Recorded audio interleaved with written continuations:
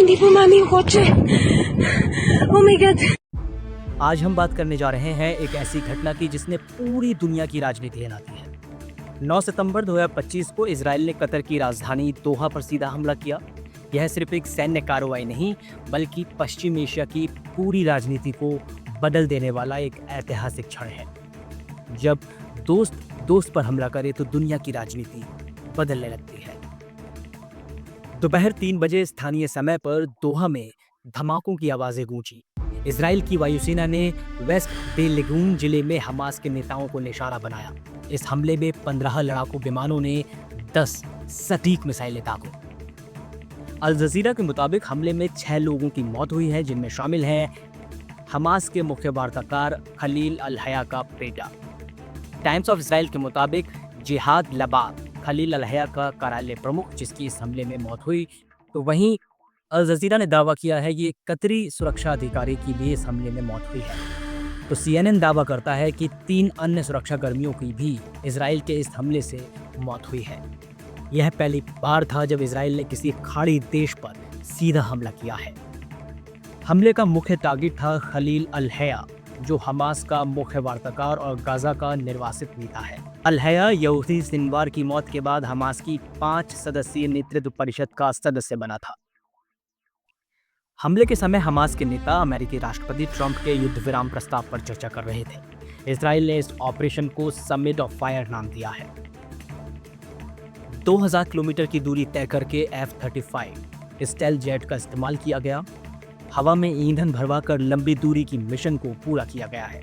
कतरी रडार से बचने के लिए इजराइल ने एक खास तरह की तकनीक का भी इस्तेमाल किया। तो ऐसे में सवाल उठता है कि भारत के लिए यह घटना इतनी महत्वपूर्ण क्यों है। प्रवासी भारतीयों की सुरक्षा का मुद्दा। कतर में करीब 8.37 लाख भारतीय रहते हैं, जो वहां की आबादी का 22% हिस्सा है। ऊर्जा सुरक्षा पर भी खतरा। कतर भारत का सबसे बड़ा LNG आपूर्तिकर्ता है और हमारी 48% गैस जरूरतें पूरी करता है। 2024-25 में कतर ने भारत को $6.39 बिलियन का LNG और $3.21 बिलियन का LPG सप्लाई किया था। इसके अलावा व्यापारिक संबंध भी भारत कतर के साथ साझा करता है, जिसमें द्विपक्षीय व्यापार $14 बिलियन है, जिसमें 2030 तक $28 बिलियन तय करने का लक्ष्य रखा गया है। वहीं स्ट्रेटेजिक पार्टनरशिप में फरवरी 2025 में भारत कतर संबंधों को रणनीतिक साझेदारी में बदला गया। तो ऐसे में भारत की प्रतिक्रिया और विदेश नीति क्या कहती है? भारत ने इस हमले पर गहरी चिंता व्यक्त की है। विदेश मंत्रालय ने कहा, हम इस घटनाक्रम और क्षेत्रीय सुरक्षा पर इसके प्रभाव से बेहद चिंतित हैं। भारत की रणनीति क्या है? भारत की रणनीति है कि संयम की अपील सभी पक्षों से की जाए। वसुधैव कुटुंबकम के सिद्धांत पर भारत अमल करना चाहता है, लेकिन इस पूरे घटनाक्रम में कूटनीतिक चुनौतियां भी हैं।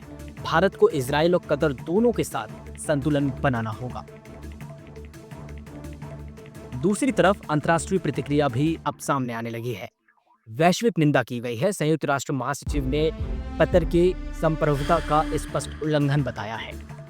तो वहीं अमेरिकी राष्ट्रपति ट्रंप ने इससे पूरी स्थिति का आकलन करते हुए बताया कि वो बेहद खुश नहीं है। सऊदी अरब ने भी क्रूर इजरायली आक्रामकता की कड़ी निंदा की है। ऐसे में खाड़ी सहयोग परिषद GCC की प्रतिक्रिया सामने आई है। महासचिव जासम अल बुदैबी ने कहा, यह घिनौना और कायराना कृत्य है। GCC के सभी देशों ने कतर के साथ पूर्ण एकजुटता व्यक्त की है। तो वहीं अरबी लीग ने भी 57 मुस्लिम देशों ने इस हमले की निंदा की है। भारत के लिए रणनीति क्या है? ऊर्जा आपूर्ति स्रोतों में विविधता लाना, कूटनीतिक उपस्थिति को मजबूत करना और प्रवासी भारतीयों को सुरक्षा सुनिश्चित कराना। दोस्तों, यह घटना दिखाती है कि आज के युग में कोई भी देश पूर्णतः सुरक्षित नहीं है। भारत की वसुधैव कुटुंबकम की नीति आज और भी प्रासंगिक हो गई है। यह हमला पश्चिम एशिया में एक नया अध्याय शुरू कर रहा है। इस टॉपिक पर आपके क्या विचार हैं? कमेंट में हमें जरूर बताएं। वीडियो को लाइक करें, शेयर करना ना भूलें और चैनल को सब्सक्राइब करके बेल आइकॉन दबाएं ताकि आप हमारे सभी अपडेट्स पा सकें।